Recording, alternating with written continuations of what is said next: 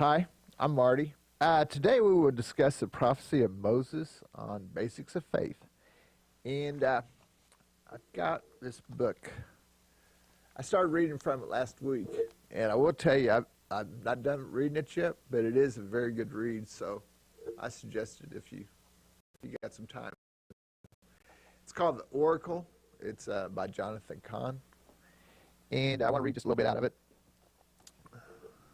I started this last week, but let's see if we can't finish up today. So these are two people talking. One of them's name is Oracle, and he's talking to this other guy. And it says, "What if there was a people," he said, "brought into existence as a sign, as a witness to the existence of God and a vessel to bring about his purposes? If such a people were to exist, what do you think would become of them?" The guy answers, "I would think they would be different. They would stand out."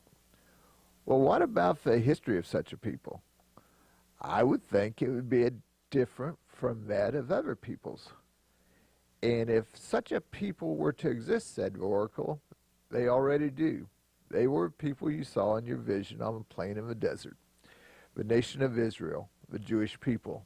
A people who stand out as different and whose history is unlike that of other peoples.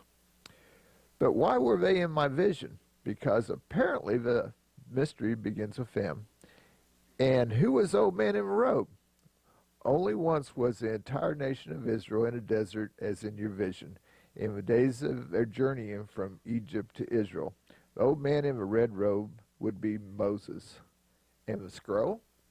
That would be the scroll of Moses, the Torah, the first 5 books of the Bible. Remember we went through this? It's called Pentateuch.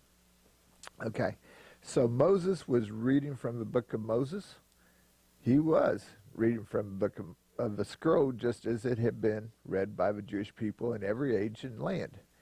And what exactly was he reading?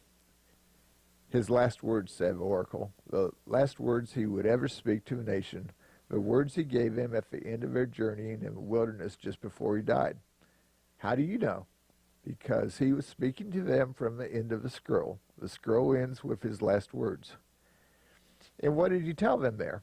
He told them exactly what would happen to them in the centuries and ages to come. He told them of their future.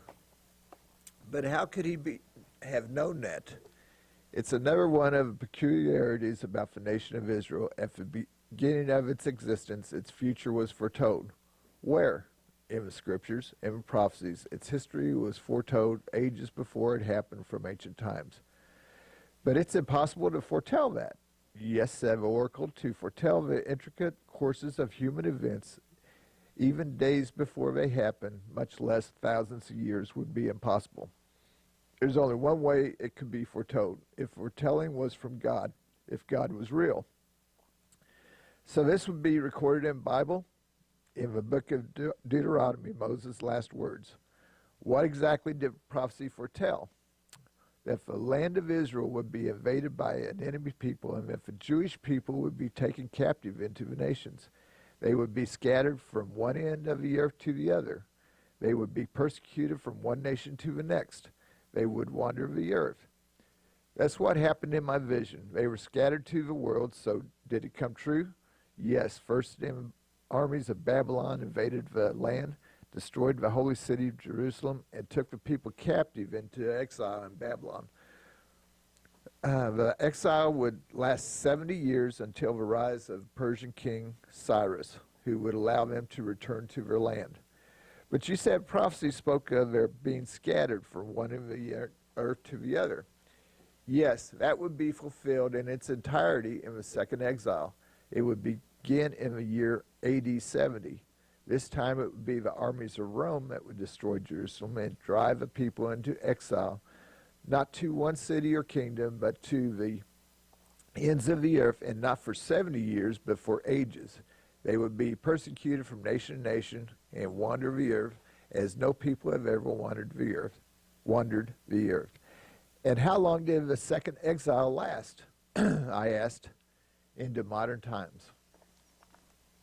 I say, I haven't finished this, but it's a pretty good read. It really is. It's surprising. And I'll give you a couple clues, but I'm not going to tell you what happens in the book because I don't want to ruin it for you. Anyway, he was talking about Deuteronomy. So Moses' last words were in 29 and 30. So I'm going to read those to you because I think it's important that you get the drift of what he's saying here. And I'll be honest with you up front that he has a different take than I always thought. And he's probably more right than I was. I just took for granted. But anyway, we'll get there. Okay, so Deuteronomy 29. These are words of covenant, and the Lord commanded Moses to make with the Israelites in the land of Moab, in addition to the covenant that he had made with them at Orb. Okay, let me tell you this, that Mount Orb is the same as Mount Sinai, so they're interchangeable, okay? And I think it depends on translation. I haven't really checked that out, but you've always heard Mount Sinai. Well, Mount Orb is the same. Moses summoned all Israel and said to them, "You have seen all that the Lord did before your eyes in the land of Egypt, to Pharaoh and to all his servants and to all his land. The great trials that your eyes saw, the signs and those great wonders. But to this day the Lord has not given you a mind to understand, or eyes to see, or ears to hear. I have led you 40 years in the wilderness. The clothes on your back have not worn out, and the sandals on your feet have not worn out. You have not eaten bread, and you have not drunk wine or strong drink, so that you may know that I am the Lord your God. When you come to this place, King Sihon of Heshbon and King Og of Bashan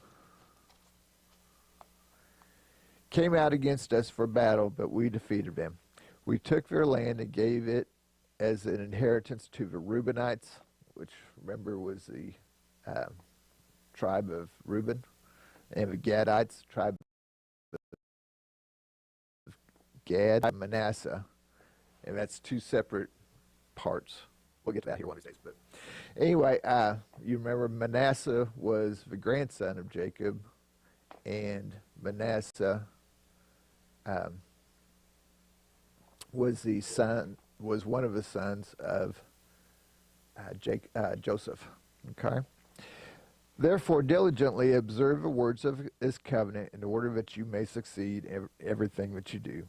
You stand assembled today, all of you, before the Lord your God, the leaders of your tribes, your elders, and your officials, all the men of Israel, your children, your women, and aliens who are in your camp, both those who cut your wood and those who draw your water, to enter into the covenant of the Lord your God, sworn by an oath, which the Lord your God is making with you today, in order that he may establish you today as his people, and that he may be your God, as he promised you, and as he swore to your ancestors, to Abraham, to Isaac, and to Jacob.